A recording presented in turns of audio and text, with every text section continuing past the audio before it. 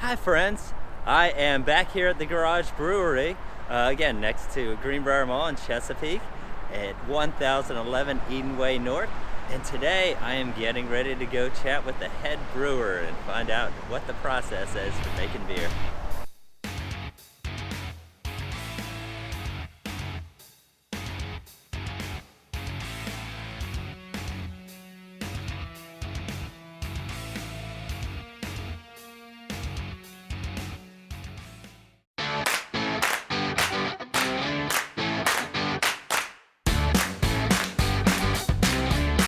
Alright, so I'm sitting down with Kelsey Robbins, the brewmaster over here at Garage Brewery.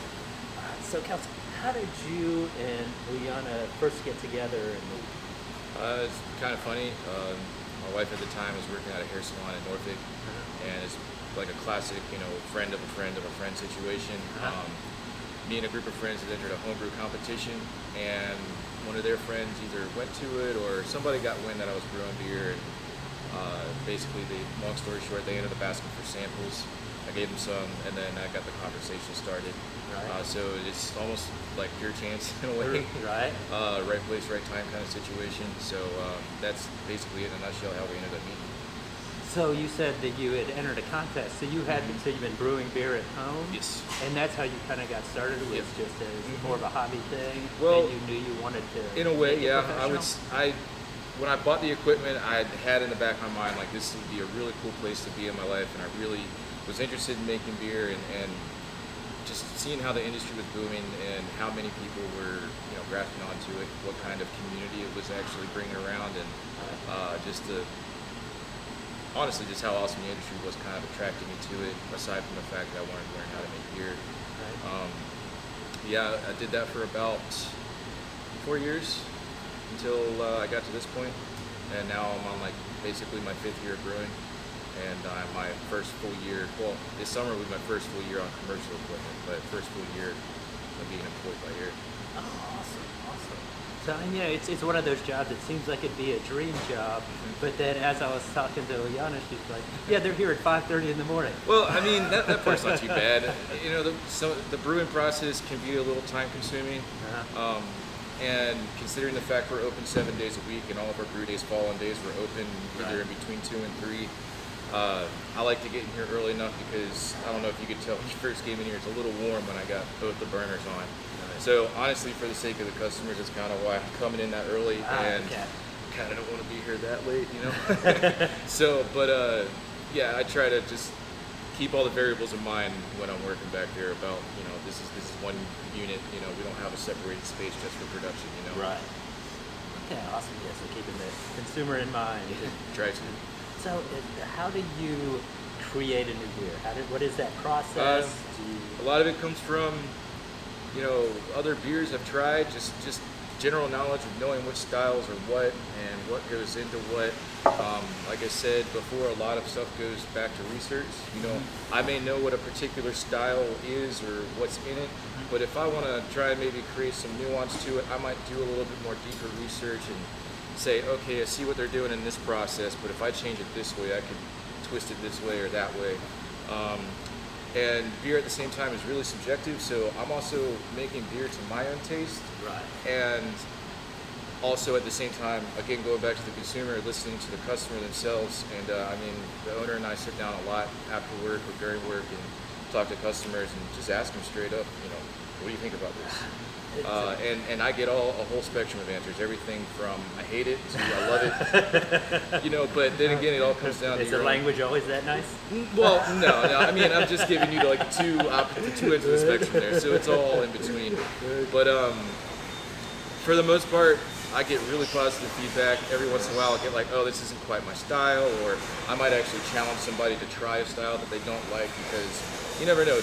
Different brewers, different styles, different nuance to the beer itself.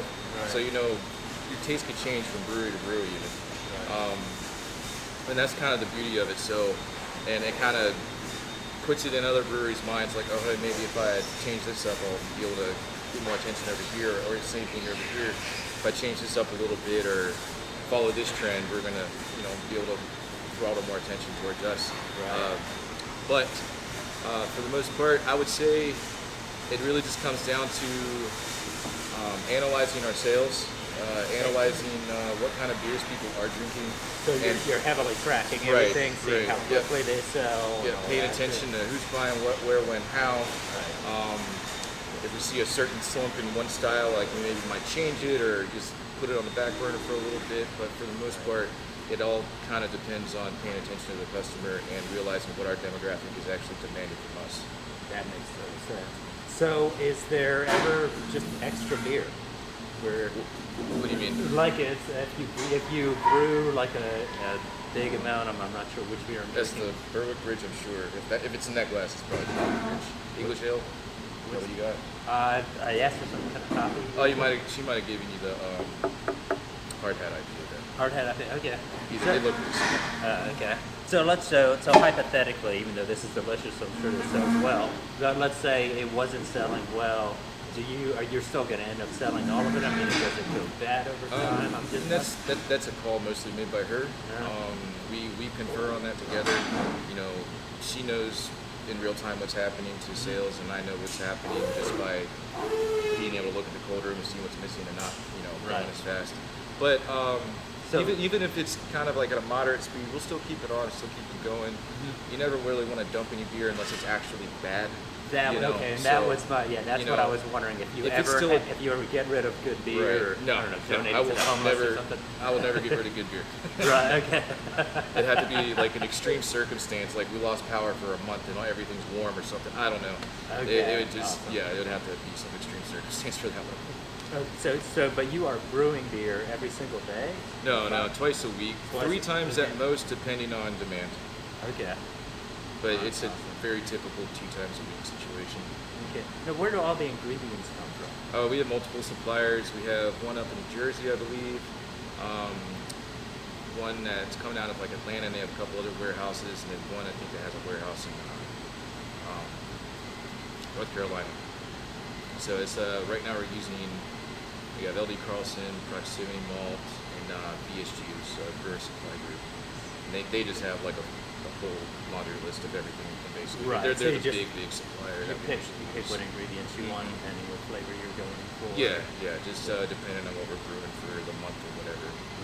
Now, how often do you change the types of beers you're brewing? I mean, it's like, so I guess you've been open for 6 months. How many times has the menu sort of turned over and just completely rotated? So in the last 6 months, we've been kind of analyzing what should be our staple beers, our house beers, if you will. And we've pretty much nailed that down. So we've got about 5 or 6 staples, I believe, right now. And the rest are pretty much rotating, but then we'll have like seasonal styles, like a New England IPA that I'm getting ready to brew next week for basically like the end of winter, spring into summer. That makes sense. And I'm anticipating keeping that on as long as I can, and then maybe switching that to like a West Coast IPA in the fall. Or if it hits really well and the customers are really demanding it, I got no problem keeping it on. You know what I'm saying? Give the people what they want. Exactly. I mean, why not? I mean, that's kind of what this is about. It's about giving y'all an experience. And if you're coming in here and saying, man, I really want this beer, one week it's here, one week it's not. What if that's the only beer you're drinking? Well, I guess you're going to probably walk out the door, and I don't want that. So, it could be seasonal. It depends on, again, going back to like just analyzing how things are going, which one needs to be rotated out. Most of our taps are rotational, but we're subject to keep anything on for any period of time, just depending on how it's going. Gotcha. Okay, so you try to keep bringing out new beer, so there's always new selections. I like to make anything that's really like a staple that we find people can't live without. And I try not to have too many of one thing. That this way, the consumer doesn't get bored. Right. The customer doesn't come in and go, man, well, they had the same 6 or 10 beers or 12 beers they had 2 months ago. Right. So, and you might see a couple beers that you saw 2 months ago, and they may not have been a staple, but at the same time, we are rotating all the time. We keep the consumers entertained, and it also helps us create a little buzz when a beer comes off tap, and then they hear, oh, it's coming back on, so now we got to get back out there. Right. And I mean, like one of our beers, our most famous beer, Smooth Operator, our Peach Mango Summer Wheat. I know it's a summer wheat, but I'm actually going to bring it back out early. There's been a lot of demand for that, and people really love that beer. I could see the advertising angle. Hey, the taste of summer and winter. A little bit, yeah. Cool. Well, you said you'd give me a tour. Yeah, for sure. the brew stuff. Absolutely. Let's go check that out. All right, so this is where we basically do all the brewing, obviously. It starts out here in our mill. It comes up this auger, that black pipe you see going up. We hold it up there in that case. Then it drops down into our mash tun, which is where we're converting all the starches, or most of the starches, to sugars, fermentable sugars for the wort. That's where we create, the wort liquid for the beer. Transfer it over into the brew kettle, and that's where we'll do all our boiling, hop additions, any sort of adjunct addition you want to add to the boil, you can add. And then we transfer it over here into our fermenters, our primary fermenters, and here they'll stay anywhere from a week to 2 weeks and ferment.